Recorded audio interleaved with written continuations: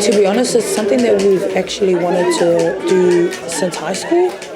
As the years went by, we kind of lost it and then regained it, and like the spark would get sparked or like would lose it. And then my sister was turning 30 2 years ago, and we had just like spoken about it, and we were like, okay, do you want to do it for your 30th? And she really, really wanted to. This year's been a different kind of journey for us though, as humans, and me especially as a woman.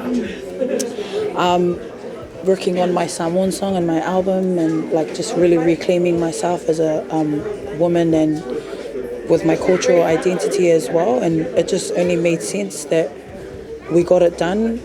To be honest, I was nervous driving here, but now I just feel a lot of pride. I feel honored. I feel like my ancestors are with us, and I feel like I'm about to get reborn.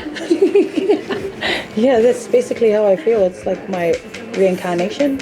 The lyrics basically, like the chorus speaks of, says "Faima Malu le favor," and well, I'm paraphrasing here, but that sentence alone translated basically means whatever you're doing, go hard, and whatever you have, and whether it's the color of your skin or something you find to do with your hands, or you're a singer, or it's your voice, your physical being if you're a sports player, but whatever you find to do it with all your heart and do it with all your might.